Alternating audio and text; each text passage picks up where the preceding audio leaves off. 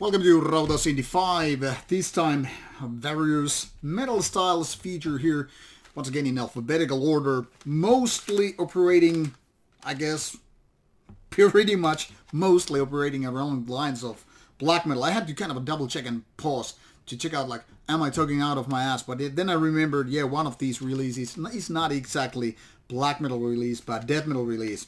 So what I have here is a couple of vinyls and 4 CDs. Now, you might wonder how 6 releases would fit into the concept of Indie 5. Well, the first one is pretty clear because it came both here as CD version and as vinyl version. I'm gonna explain the album while I show you both of these versions. So this is called Earth from Germany, and I'm guessing it's gonna be just one album project only, because technically speaking this one is a side project. And I was wondering how this sounds so much like Judas Iscariot when I was playing this. Like, okay, this sounds like these guys are not only taking the name called Earth from Judas Iscariot debut album called Earth Slept Below, but also there was a statement on this album which I found out later on when I was listening to this multiple times. So this is actually a tribute to Judas Iscariot. So it was kind of a curious, because actually that was something that I was imagining it to be, but what it is, in fact, a Judas Iscariot. It seems like I'm bleeding a little bit here. Okay, Tom, I try not to make, blood stains on these albums while I'm showing you, so poor timing. So 4 guys, and they all share some common background with the German extreme metal scene. So this is not definitely their main band. But like I said, okay, there's already blood right there. Damn. Very, very poor timing. You're gonna see real-time bleeding. Not a real-time stream, but anyway, I've got to be more careful in order not to make these stains here. So this is also out on vinyl. And this, curiously enough, came in 2 separate occasions here.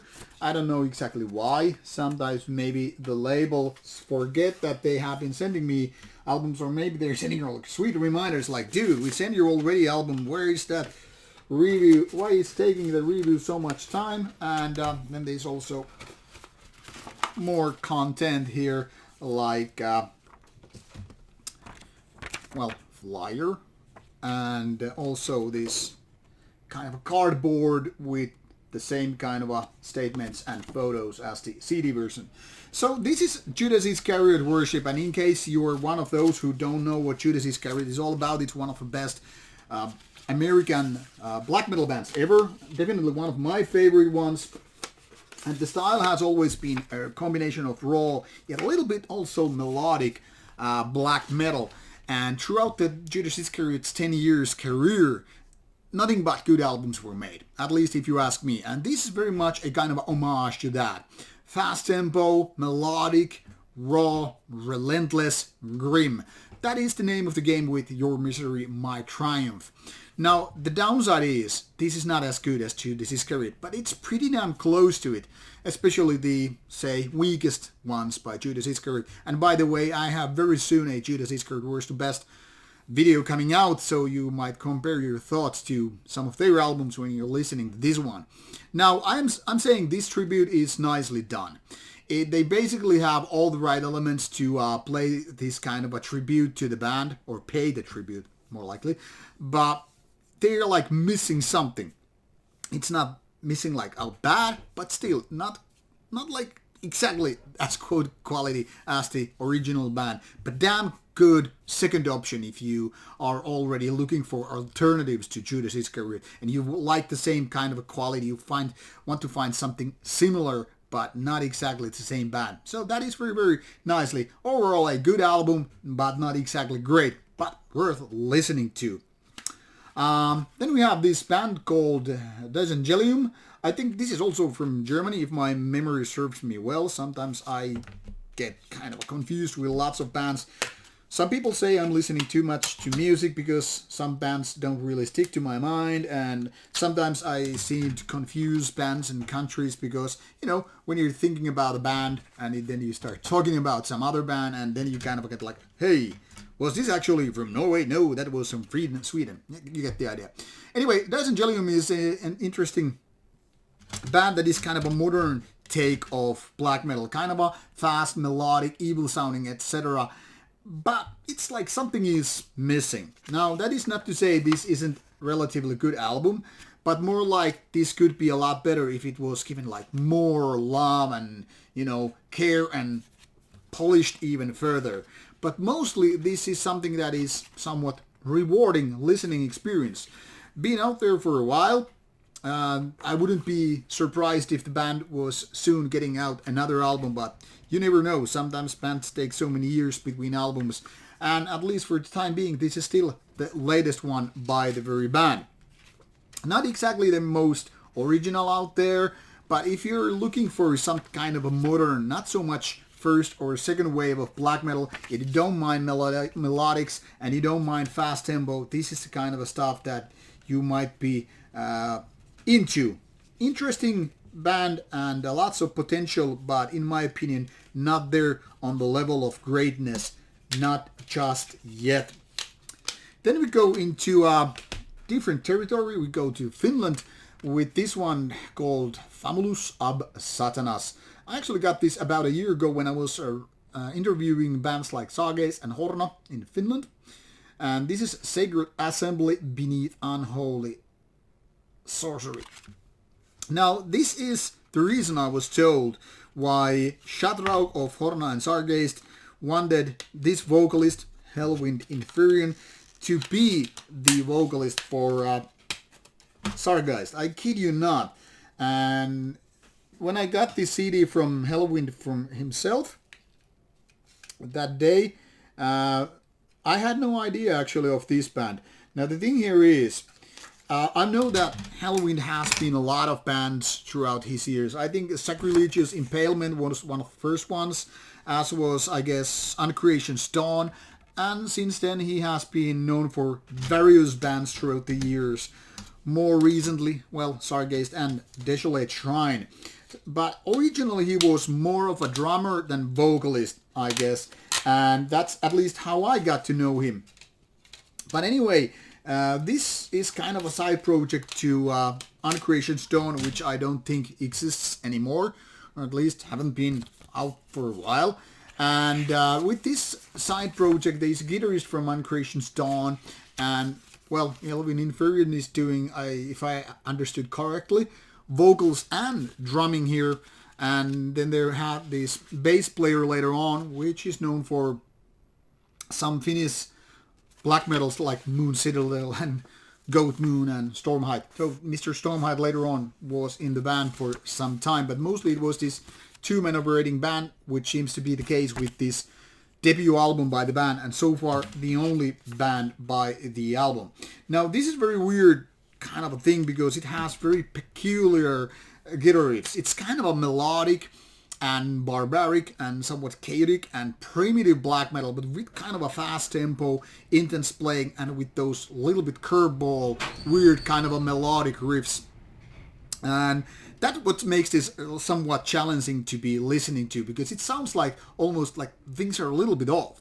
But the vocals, like Shatraug said, they're really spot on. They're crazy, they're fierce, they're like bestial, they're screamy, they're raspy, they are somewhat growlier, and they're these weird like clean parts, like these really weird ones which remind me of Dark Throne's Gold Lord album. And if you remember that album, you should remember that it has very, very peculiar vocals as well.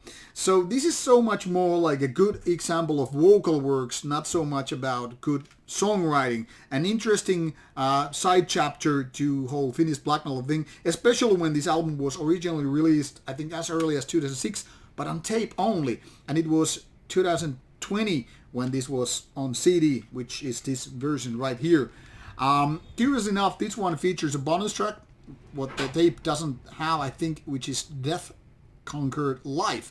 And it's the best track by the band. So it seems like they, just stopped doing music after the bonus track. So they were going to better direction and then boom, vanished. Shame really. But such is life. Then we go to a Spain with a death metal release. This one is Orthodoxy, Novus Lux Dominus. And this is so far the only release, only album by the band. And this was already released in 2019. Arrived here late, for which reason this album has been waiting for its turn quite a while. About 2 years, to be honest. But good music doesn't get old, really, so there it is. This one comes with a nice vinyl released by the Sinister Flame from Finland. And it's a very traditional black vinyl here, featuring about 40 minutes or 42 minutes of music, something like that. And this one is old school death metal. It kind of, oops, now I'm gonna get this rip here. Maybe I'm not gonna put it right here.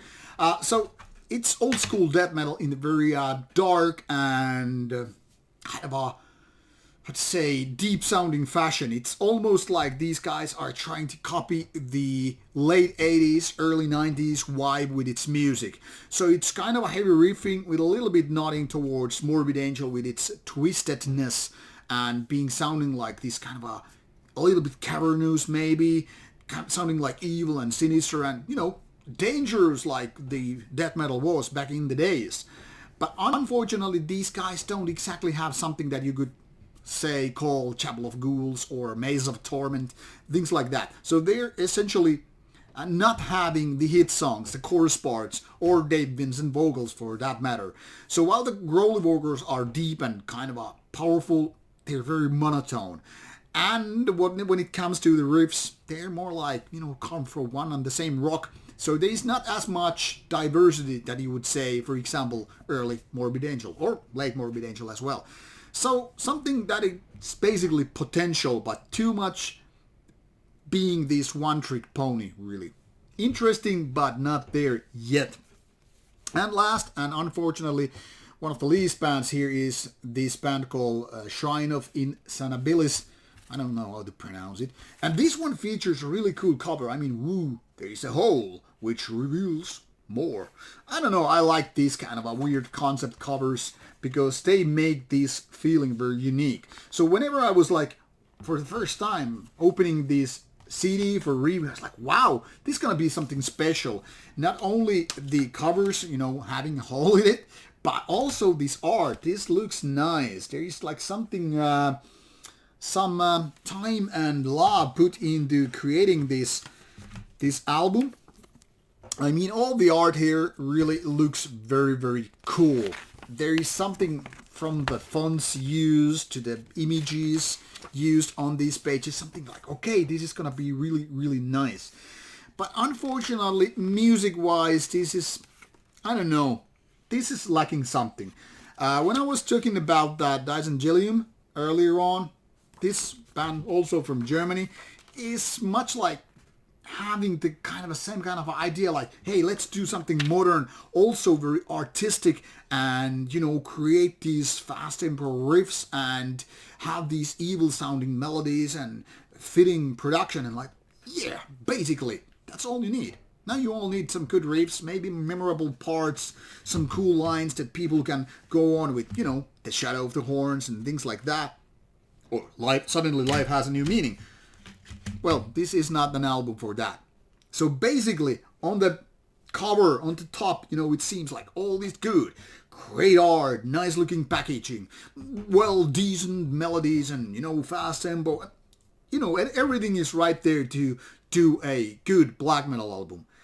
But when you really take a closer look or listen to these riffs and details, it soon becomes like, these are all the kind of abridged parts of songs. When you started with a killer riff, people are like, yeah, now it's something going to happen. And then you have this bridge part, which then again goes towards the chorus part or the pre-chorus part. And then you have these chorus parts, which then again kind of saves the day.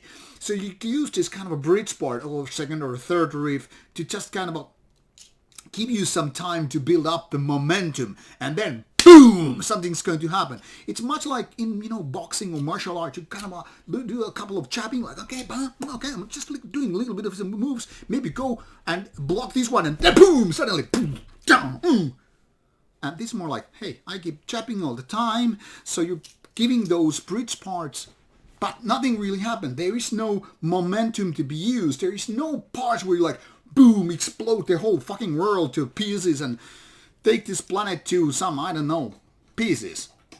This album is like lukewarm, like a big introduction to that. And unfortunately, it doesn't really do the trick. It doesn't really live up to the expectation what this beautiful packaging is kind of delivering us. I feel so disappointment. Not because this is a bad album, because it is not a bad album. It's actually more on the good side than the bad side. But it's hardly more than lukewarm. Looks nice, feels nice, give you a little bit of a promise. Like a good-looking lady having all the lingerie and all that stuff, and you're like, hey, this is gonna be love of my life. But when you go to her bedroom, nothing really happens. Curtains are closed, lights are put off, and then when you're waiting for that sweet time, she says, good night, don't let the bedbugs bite. That's it. So, there is this Indie 5. If you find something very interesting, let me know. If you love some of this album, let me know. And if I can give you one album only to recommend from this pile, go with the Gold Earth this review already started with. That's probably the best one on this pile, at least in my opinion. Obviously, you have your own opinion and you decide whatever works for you. Meanwhile, take care and listen to some good music. And once again, should you have any questions or comments, let me know in the comment section below. Take care. Bye-bye.